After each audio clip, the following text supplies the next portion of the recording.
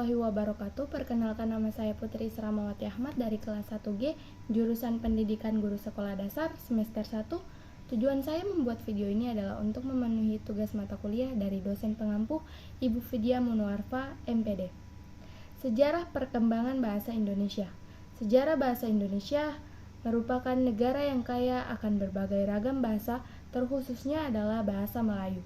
Bahasa Melayu merupakan awal mula terbentuknya bahasa Indonesia yang disahkan pada peristiwa Sumpah Pemuda tanggal 28 Oktober 1938. Dalam hal ini, dasar yang dipakai adalah bahasa Melayu Riau, tetapi telah mengalami perkembangan akibat penggunaannya sebagai bahasa kerja dan proses pembakuan pada awal abad ke-20 sampai saat ini. Bahasa Indonesia merupakan bahasa yang hidup dan terus berkembang dengan penggayaan kosakata baru, baik melalui penciptaan maupun melalui penyerapan dari bahasa daerah dan bahasa asing. Mengapa bahasa Melayu dipilih sebagai asal bahasa Indonesia? Mengapa bukan bahasa Jawa yang ketika itu jumlah penuturnya sangat banyak? Pemilihan bahasa Melayu menjadi bahasa Indonesia mempunyai beberapa alasan, yakni alasan ekstralinguistik atau luar kebahasaan dan intralinguistik atau kebahasanya. Alasan ekstralinguistik yaitu yang pertama, bahasa Melayu telah tersebar luas di seluruh Nusantara dan menjadi lingua franca. Hal ini bisa dibuktikan dengan ditemukannya prasasti Gendasuli tahun 623 Masehi di Jawa Tengah yang berbahasa Melayu kuno dan prasasti Bogor di Bogor pada tahun 942 Masehi. Yang kedua, penutur utama bahasa Melayu adalah para pedagang yang terbiasa merantau ke daerah lain sehingga memudahkan dalam penyebaran bahasa ke seluruh Nusantara. Yang ketiga yaitu pada masa Sriwijaya, bahasa Melayu bukan hanya digunakan sebagai bahasa perhubungan, melainkan juga digunakan sebagai bahasa kebudayaan dan ilmu pengetahuan.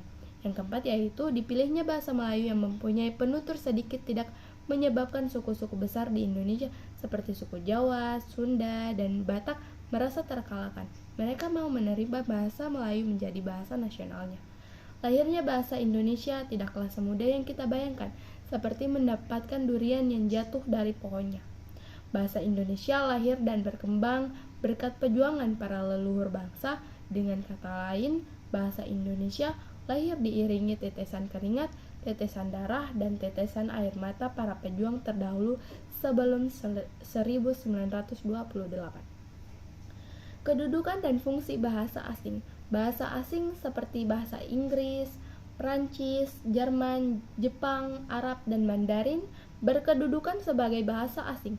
Kedudukan ini berdasarkan atas kenyataan bahwa bahasa asing tertentu itu diajarkan di lembaga pendidikan pada tingkat tertentu. Di dalam kedudukan tersebut, bahasa asing itu tidak bersaing dengan bahasa Indonesia, baik sebagai bahasa nasional maupun sebagai bahasa negara, serta dengan bahasa-bahasa daerah, baik sebagai lambang nilai sosial budaya maupun sebagai alat perhubungan masyarakat daerah.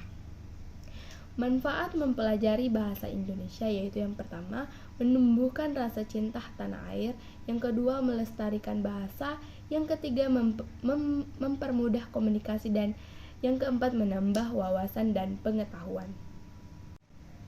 Baik, saya akan melanjutkan materi saya yang kedua yaitu ragam bahasa ilmiah. Pengertian ragam bahasa ilmiah adalah bahasa ilmiah adalah salah satu bentuk keragaman bahasa yang terbentuk dari cara penyampaiannya. Ragam bahasa ilmiah merupakan bahasa yang disampaikan dalam ranah ilmiah atau akademis.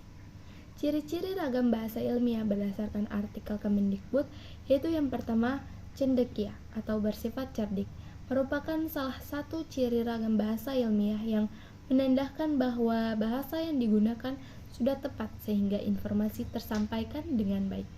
Yang kedua yaitu lugas dan jelas, yaitu bahasa yang digunakan mampu menyampaikan informasi dengan jelas dan tidak bermakna ganda. Yang ketiga yaitu bertolak pada gagasan.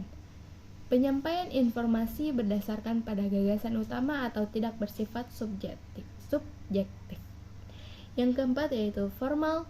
Bahasa yang digunakan dalam ranah ini bersifat formal dengan menggunakan kosakata baku yang sesuai dengan EYD, ejaan yang disempurnakan, dan PUEBI, pedoman umum ejaan bahasa Indonesia. Yang kelima yaitu objektif. Bahasa atau ungkapan yang digunakan tidak bersifat subjektif. Yang keenam, ringkas dan padat. Bahasa yang digunakan tidak berbelit-belit sehingga informasi dapat lebih dipahami. Yang ketujuh, konsisten. Penggunaan unsur-unsur kebahasaan seperti kosakata, tanda baca, dan ejaan konsisten. Contoh kalimat ragam bahasa ilmiah. Bahasa yang objektif adalah bahasa yang menggambarkan suatu pengalaman bagi semua khalayak pemakai bahasa. Representasi pengalaman linguistik itu dipandang sama.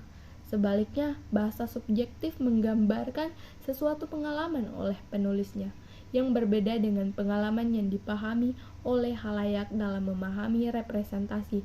Pengalaman itu karena penulis membawa pertimbangan sikap, pendapat, dan komentar pribadi.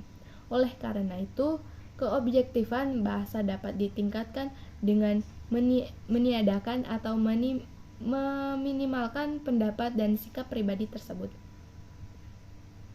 Pengertian itu dikutip dari Resmini N 2003, penggunaan bahasa dalam artikel ilmiah. Berdasarkan contoh kutipan penulisan makalah ilmiah tersebut, terlihat bahwa ciri-ciri ragam bahasa ilmiah sudah diimplementasikan dalam tulisan. Coba kita bedakan dari segi ciri cendekia. Sudah terlihat bahwa dalam contoh kalimat tersebut sudah menggunakan ragam bahasa yang tepat dan informasi yang disampaikan sudah jelas. Mulai dari pemaparan teori hingga penarikan kesimpulan. Lalu dari segi lugas dan jelas, terlihat bahwa gagasan dalam satu kalimat tersampaikan dengan jelas dan tidak bermakna ganda. Kemudian, kalimat tersebut juga bertolak pada gagasan dan tidak bersifat subjektif. Hal ini terlihat dari kesimpulan yang diambil penulis. Berdasarkan pemaparan sebelumnya, bukan berdasarkan opini pribadi. Penggunaan bahasa formal dan unsur kebahasaan yang konsisten juga terlihat dalam teks tersebut. Kamus bahasa ilmiah. Kamus bahasa ilmiah sendiri merupakan ciri atau struktur kata yang umumnya digunakan dalam bahasa ilmiah populer. Umumnya, bahasa ilmiah populer menggunakan kosakata yang bersifat denotatif atau lugas dan tidak bermakna ganda, supaya penyampaian menjadi lebih efektif. Selain itu, istilah dalam ragam ilmiah juga bisa kita lihat dari penggunaan morfemnya. Morfem adalah salah satu gramatikal terkecil yang mempunyai makna. Morfem tidak bisa dibagi ke dalam bentuk bahasa yang lebih kecil lagi, yang dapat atau tidak dapat berdiri sendiri. Dalam tata bahasa Inggris, morfem berfungsi untuk membedakan kata jamak atau plural, kata masa lampau atau past tense, dan sebagainya. Sekian dari saya, lebih dan kurangnya saya mohon maaf. Terima kasih. Assalamualaikum warahmatullahi wabarakatuh.